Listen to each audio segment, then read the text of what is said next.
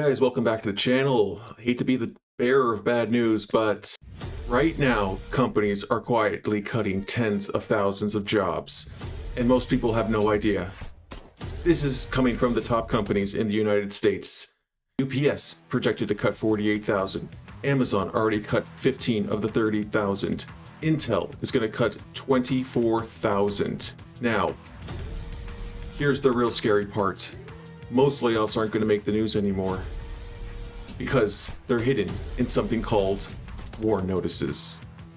These are legal filings that tell you who is getting laid off before anyone else even knows.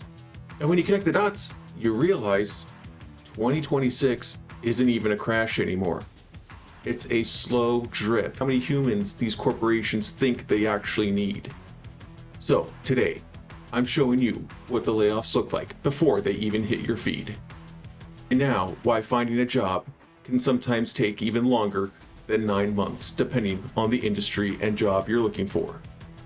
Welcome to the quiet layoff economy. Now, most layoffs don't even make the news anymore. There's no breaking news banner like "Danger, Will Robinson, danger!" No. CEOs don't hold press conferences. There's no more viral outrage. They show up quietly in something that is called a warn notice. And if you know how to read them, they tell a much bigger story about where the company is actually headed in 2026. Don't believe me? I predicted this in my last video, in one of my previous videos, where I said the cracks are starting to form for 2026. And I predicted exactly this. I'll link it in the video. But here's the sad fact. Thousands of workers are being impacted across multiple fields. This being tech, retail, logistics and warehousing, manufacturing, healthcare, finance. At the end of 2025, we ended with 1.1+ million layoffs, and 2026 is already starting off with the same momentum. Major companies filed warn notices that include 2026 in the private sector.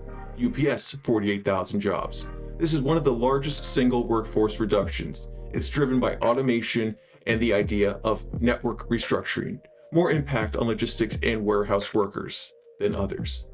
Amazon promised to cut up to 30,000 jobs in 2025. They cut up 15. Now they're doing the other half. This is focused on corporate HR devices operations. And this is because they are implementing more and more of AI and flattening management layers.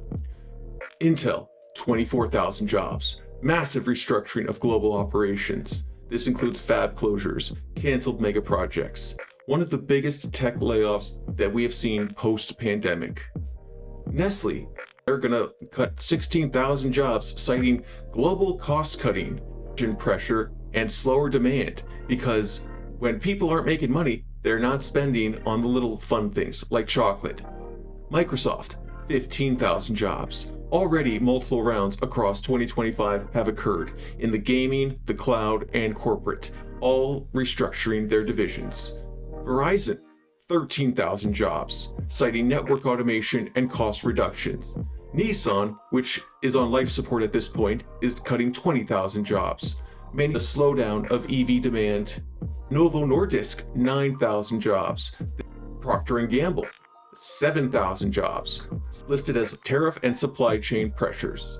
General Motors, 1,700 jobs. Now let's not forget about the safe little government jobs that people love to say, just go work for the government, you'll get a great pension and great benefits. U.S. Postal Service is projected to cut 10,500 jobs. Veterans Affairs, 12,700 jobs. USDA, 5,600 jobs. And let's not forget the Department of Energy, who is slated to cut 1,200 to 2,000 jobs. These are for slower EV demand. Now, more than 100 companies have filed warn notices for January alone, per the Warn Tracker and Newsweek reporting. It's a legal filing companies must submit when they plan to lay off large numbers of workers or shut down a facility. It's not a rumor.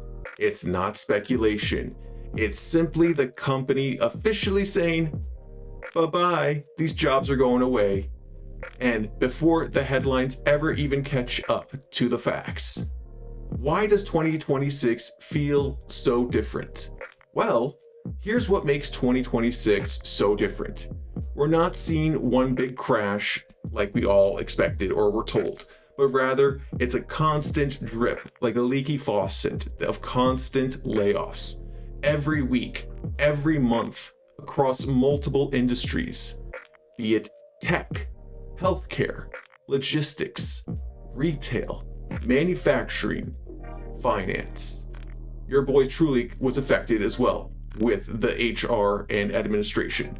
And realize this is not one sector collapsing, but all of them are trimming. And this is not a recession headline. This is not fear mongering. This is a structural shift that is happening in the marketplace. Companies are redesigning themselves to run with a lot fewer people. The government don't rewrite worker displacement rules because everything is about to improve. No, they do it when they expect even more disruption in the marketplace. So what is really driving this? Because this isn't just the economy anymore. This is multiple forces hitting all of us all at once. With AI replacing white-collar tasks, automation in the logistics and manufacturing space, the higher cost to borrow money from the federal funds rate, shareholder pressure to cut labor so they can increase profit and drive up the stock price, slower consumer spending, companies are hoarding cash. This is a major reset in how many humans companies think they need. So why it feels worse than the data? Well, here's the part that we don't like to talk about: psychology. Because in past downturns, you saw one big crash like 2008. Now, it's death by 1,000 little paper cuts. My friend just got laid off last couple days, actually, while he was having money brought into the company. So what good are you if you're even making the sales still? Your neighbor, your coworker, your LinkedIn feed, you see it all around you. It never feels like the bottom finally hit. It just feels like an endless loop. It simply wears people down and makes it harder for them to recover. Now, what does this mean for us workers? Well, this is the part that nobody wants to say out loud. The job market you grew up with may not be coming back. Let me say that again. The job market that we grew up with probably isn't coming back, and not in the same way, because there is now more than ever higher competition, there's lower leverage, and there is more contract work, more hybrid roles, and let's not forget the more that we love to hear, you just need to do more with less. We're seeing this in how long it's taking people to get their new job. And this isn't vibes, this isn't feeling, but raw data that's being collected from the BLS and Wall Street Journal. Because the new reality is that the average time it takes to find a new job in 2026. Now, this is on average, okay? Not to say one size fits all, but average length it takes to get a new job now is 5 to 6 months. I was a maniac and applied to over 600 jobs in less than 3 months, and I was lucky enough to find somewhere to land to help start rebuilding my family's life. Now, granted, this is what you can all expect because I'm giving you a snapshot. You are going to get less wage, you're going to get less bargaining power, less benefits, and it's going to be a tougher ride that you're going to have to adjust to. Like I said, the BLS averages unemployment between 23 and 25 weeks. That is between 5.5 to 6 months. On top of that, multiple hiring firms and career data shows the national average is now sitting at around 5 to 6 months. Let's go back to the Wall Street Journal because not all jobs are the same. Let's look at white-collar workers who are now averaging 6 months, if not more, to land a role. These white-collar jobs are in the tech, the media, corporate roles.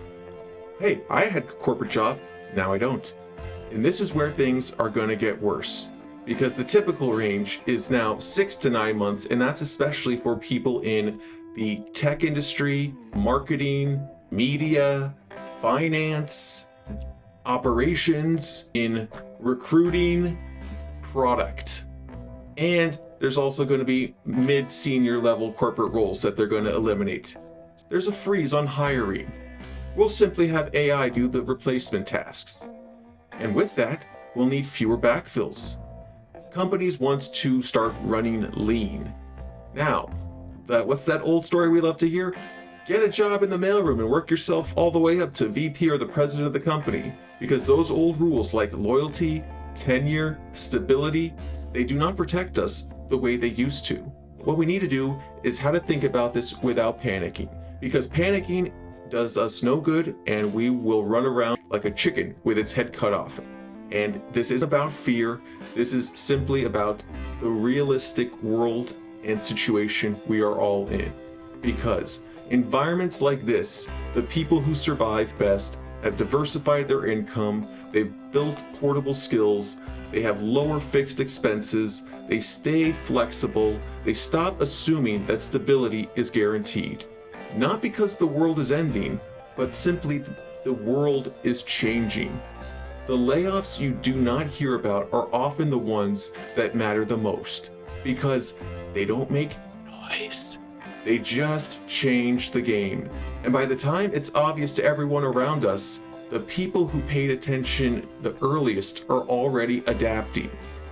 Because even now, until the end of the year, companies are going to continue to quietly cut tens of thousands of jobs, and most people have no idea. Anyways, if you want to stick around and hear more about the topics about the economy, finance, and what's really going on in life, consider subscribing to The Good Studio. I will see you folks on the next one and hope you guys have a good weekend. Thank you.